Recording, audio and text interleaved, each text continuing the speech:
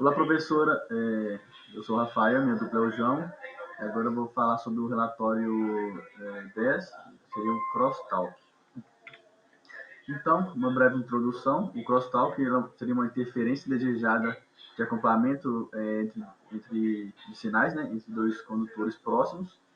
Ele ocorre principalmente em linhas de transmissão de sinais elétricos, como linha de dados, o circuito impresso, né, os PCBs, ou cabo de comunicação. Isso aí gera um mau funcionamento entre os sistemas eletrônicos.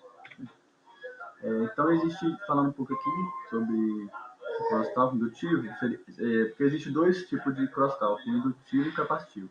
Agora eu vou falar um pouco sobre o indutivo, que esse acoplamento magnético, que é o crosstalk indutivo. Ocorre quando um fio transporta uma corrente, por exemplo, uma corrente T. Esse fio que transporta essa corrente, ele tem uma denominação, que seria o agressor. Por transportar essa corrente, ele gera um campo magnético variável. Isso induz, e se um condutor, na verdade, vizinho, se um condutor próximo, que a gente chama de vítima, condutor vizinho ali próximo, ele estiver bem perto dele, esse campo variável ele atravessa na sua área, na sua área de influência. Isso acaba gerando uma FEM, que seria uma tensão induzida nesse outro. E essa tensão induzida é justamente esse crosstalk indutivo. Agora, falando sobre o crosstalk capacitivo, seria esse acoplamento eletrostático. Quando esse fio, que seria o agressor, ele tem uma tensão variável, ele gera um campo elétrico variável também, e esse campo pode se acoplar no seu vizinho, que seria a vítima, que seria aquele condutor próximo, por meio da capacitância mútua entre eles, gerando assim essas correntes parasitas. E de acordo com a lei de Maxwell, né, isso representa ali corrente de deslocamento, que seria esse crosstalk capacitivo. Bom, aqui já na parte das medições, a gente utilizou uma plaquinha com 4 trilhas, sendo uma trilha central, 2 adjacentes e uma perpendicular. A gente injetou uma tensão senoidal, como a gente pode ver aqui nessa imagem do osciloscópio, na linha central. De forma que a gente variou a frequência de entrada da onda e observou as interferências nas linhas ao redor delas. Na primeira linha, que foi a linha mais próxima, com distância de 1 milímetro, o resultado da interferência do crosstalk, ele aumentou à medida que a gente aumentou também a frequência. Então a gente iniciou com uma frequência de 500 kHz até 3 MHz.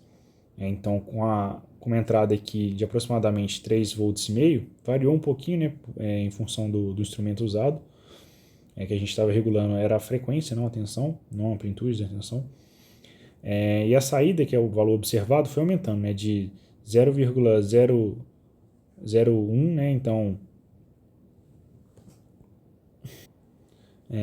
3,5 milivolts até 4,41 milivolts.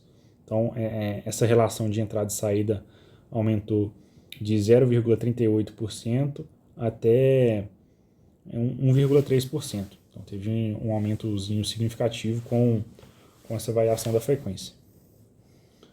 Para a linha mais distante, né, também ocorreu esse aumento em função do aumento da frequência, mas só que menor, justamente por uma distância maior de 5 vezes, né, 5 milímetros.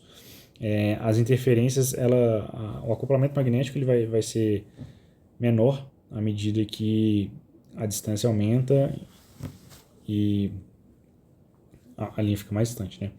Então a variação aqui em porcentagem ficou de 0,08% até 0,43%.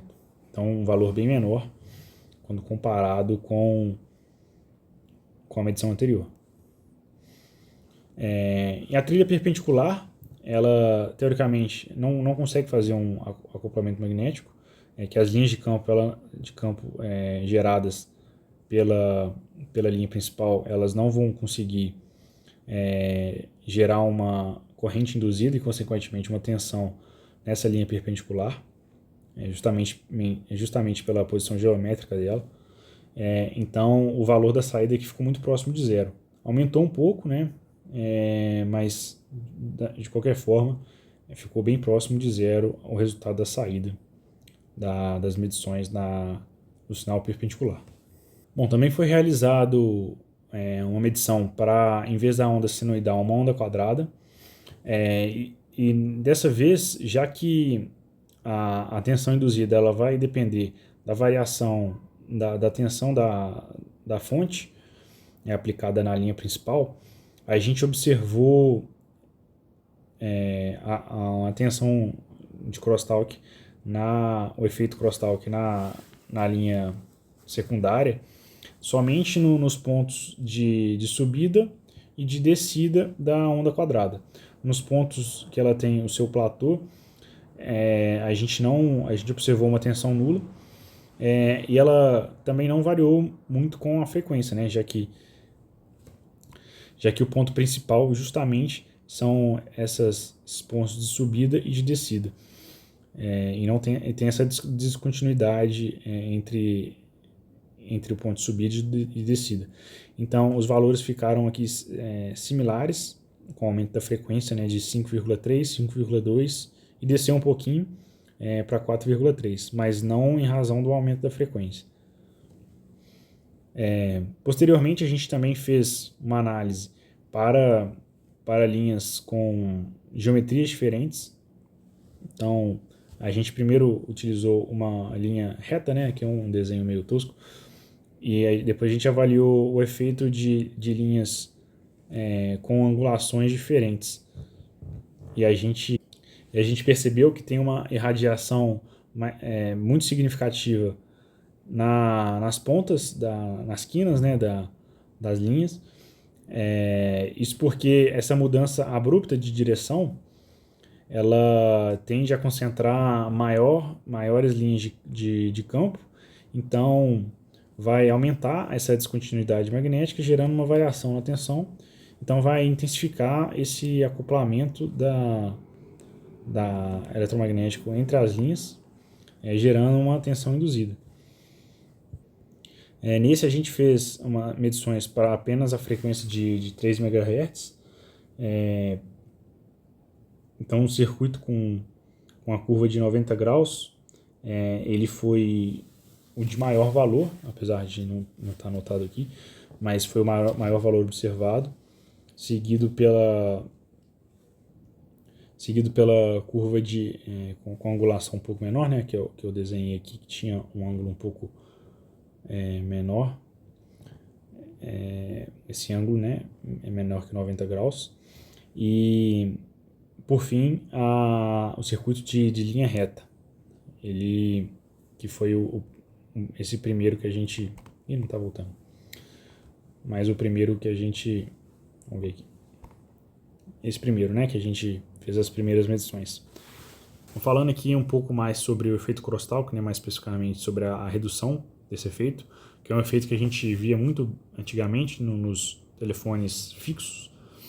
Quando tinha mais de um telefone fixo em casa, era possível escutar a ligação de outra pessoa por esse telefone terceiro, já que ele tinha seus condutores que passavam no mesmo eletroduto, né? Então tinha essa proximidade entre os fios, e gerava essa compatibilidade eletromagnética, e essa interferência era captada pelo telefone. Então, aumentando, obviamente, pelo que a gente viu aqui, aumentando a distância entre os condutores paralelos, a gente vai reduzir a intensidade do campo magnético, então vai diminuir o efeito crosstalk. Utilização de linhas mais curtas e perpendiculares, caso possível, também vai ajudar na mitigação desse efeito. Outra medida muito, muito boa vai ser o trançamento entre os cabos, já que ao trançar eles, os campos magnéticos vão se anular, então vai ter essa anulação do efeito crosstalk. E também a gente pode aterrar a trilha entre os sinais, que vai atuar como uma blindagem eletrostática e vai impedir que esse efeito ocorra, né? A gente, obviamente, não vai conseguir mudar a frequência de operação, já que ela é crucial para o funcionamento do dispositivo, mas por essas medidas a gente pode mitigar o efeito danoso do crosstalk nas linhas. Então, com esse experimento, a gente pode observar como que os fatores de frequência, de proximidade entre os condutores, de forma geométrica, podem mudar o acoplamento magnético entre essas linhas. Então, tem que tomar um cuidado especial, principalmente no projeto de circuitos utilizando aí, muitas vezes, dependendo da necessidade, linhas com blindagem, para diminuir esse efeito crosstalk, que pode ser muito prejudicial, já que ele injeta ruídos, né, na linha e pode, dependendo da aplicação, interferir negativamente com o sinal encaminhado, né, para circuitos mais sensíveis, podem ser sensibilizados por essa interferência que é bastante perceptível, principalmente em altas frequências.